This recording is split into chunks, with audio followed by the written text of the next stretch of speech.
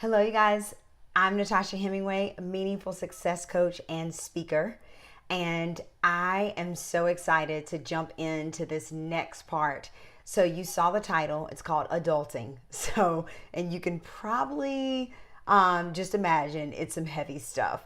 And it does tend to be heavy stuff because adulting, for whatever reason, we set all these expectations upon ourselves based off of a lot of times what we think we should be doing and what society says we should be doing, or what we compare ourselves to someone else and their success and what they're achieving and align it with what we think we should be doing.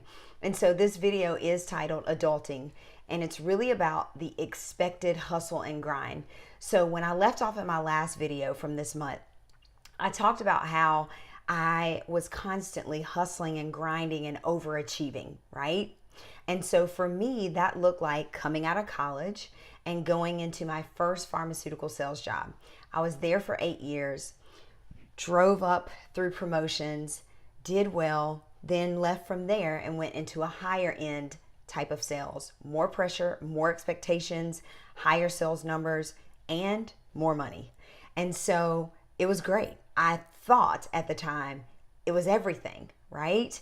And so I went into that company. I was there for 8 years. And believe it or not, there were a couple of different times for long stints where I was the only African American female territory manager, sales manager across the entire country in that division. So it was something that I knew I had to really show up for, and I had to really work hard for all the time. But you guys, from my last video, you remember, I am not new to the game of hustle, grind, overachieve. It is something that's just in me that I have to be very, very careful with, and not getting caught up after going after the next thing and the next thing and the next thing and the next thing, and being in this place of perfectionism and getting it right and going after the next big thing. And I know that about myself now because of these years recently of extreme growth that I've had. And when I went into that medical device sales job, I was there for 8 years, and around about mid-year of 2016, I would say maybe August, I'd gotten promoted. I'd been working on this promotion. I got promoted to senior territory sales manager. And again, at this time, I was the only African American senior territory sales manager across the country at this point in time again. And so it was a promotion that I had worked really hard for. It was something I really, really wanted. And I remember getting that promotion, and I remember being so excited because I'd finally gotten it. And I'll back you guys up actually a little bit. Back in 2013, my husband and I, we lost our first son. He was full term, and it really rocked our world. It really changed how I viewed life, how I viewed the things that I went after. And I just started to think differently because of that loss. And I remember we came back from vacation the summer of 2013 or either 2014. And I remember saying to my husband, I just want to do my own thing, but I don't know what that is. And I remember us sitting in the airport waiting on our airplane to fly back home, knowing that I was returning to work, my medical device sales job. And I remember my husband trying to reverse engineer me into what that thing is, the thing that I'm passionate about, the thing that lights me up, the thing that brings me joy, the thing that makes me feel like I have purpose, my own thing. And I remember all we could get to was, because I had no clue what that thing was, you guys. And I remember me getting to just, I love people. Like, is that a thing? Can you create a thing after that? And my husband was like, babe, that does not build a business. And we just kind of laughed. And I remember going back to work and just kind of going through the motions, you guys.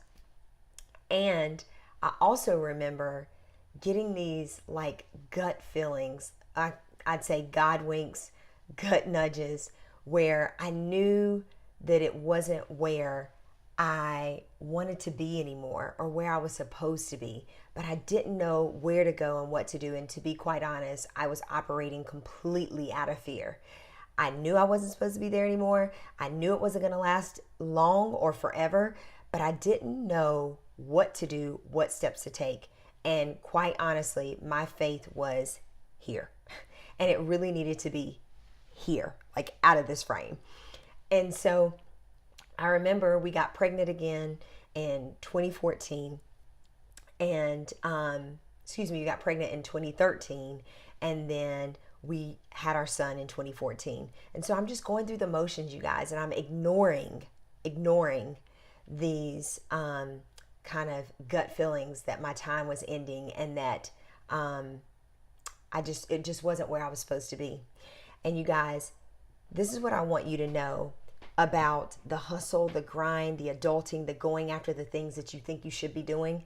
There'll come a point in time when you know that you're called to do something else. You know that you're more made for more. You know that you're supposed to step out on faith, and you keep trying to avoid it. Trust me, it will hunt you down. You can't run from it but for so long. And that's exactly what happened to me. And I'll never forget when I got pushed out of my job in November 2016. Not too long after getting promoted, you guys, literally a couple of months after getting promoted. And I just couldn't figure it out. I didn't understand. And what I learned from that experience is that when you have a calling and you know you're made for more, you have to honor that thing. You have to stop trying to adult, and you actually have to go back almost to that childlike faith and belief, and opening your heart and your mind up to the thing, open to the thing that is calling you, and that is your purpose work that you were placed on this earth to do, only in a way that you can do it. You have to honor it. You have to put faith behind it, and you have to open yourself up to saying yes to it. And what I learned, you guys, about myself is that I got caught up in overachieving. Let's say overachieving was my drug. It was my drug. But what happened was my addiction became sickening. It became an illness to the point that it stifled my joy. It stifled me waking up with purpose. It stifled me achieving meaningful success. And the definition that you guys hear me say over and over and over about meaningful success is creating and cultivating what matters to you most and brings you purpose and joy. And because I was so busy overachieving, adulting, going after the hustle and grind, doing what I thought I should be doing, what looked good on paper, what made me a lot of money, what made people look at me and say, wow, you're doing that. Wow, you've achieved that. I kept going after that and overachieving, and I kept ignoring my calling. I kept ignoring the God winks, the gut nudges that said, this is no longer. I want you here. You need to be here. This is your calling, which now I know is coaching and speaking. I ignored it, you guys. And I ended up getting pushed out of my job. And so I want to encourage you, if you know that you're made for more, you know you have a calling on your life, you know you have this burning desire in your heart to rise up, to go after the thing that you want to do, I'm telling you, don't ignore it. I'm asking you to step out on faith. I'm asking you to give it a yes. I'm asking you to open your eyes and your mind up to that childlike behavior where you dream and you allow yourself to go there mentally. You allow yourself to write down those things that you want. You allow yourself to write down that nonprofit idea, that business idea, or that corporate position that aligns with who you are and your gifting. I'm asking you and I'm encouraging you to step out on faith, to not ignore it, but to instead honor it. Because when you do that, that is when you achieve meaningful success, not empty, hollow, shallow, superficial success that makes you a lot of money and that makes you look good on paper, but to go after the calling that you have been designed to do. Because I'm telling you, when you step into your calling, you step into your purpose and you fully understand what joy is. And understand this, your calling is greater than you. The world needs you to step into your calling and to give it your best yes, because that is when you fully show up at your best. And that allows other people to experience you and the gifting that you have at your best. So it's important that you understand that your calling is not just for you. So don't be selfish with it. Go out into the world and give it to those people, because there's so many somebodies that need your gifting, your calling, and they're waiting on you to show up. So until next time, as we continue to go through and peel back the layers, and the tips and the tools and the renewing of the mindset and the shifting, until then, you guys, stay connected with me on Instagram, Facebook, and on YouTube at Natasha Hemingway, or at my website at natashahemingway.com. I look forward to taking you guys on this journey and learning and growing with you. Thanks.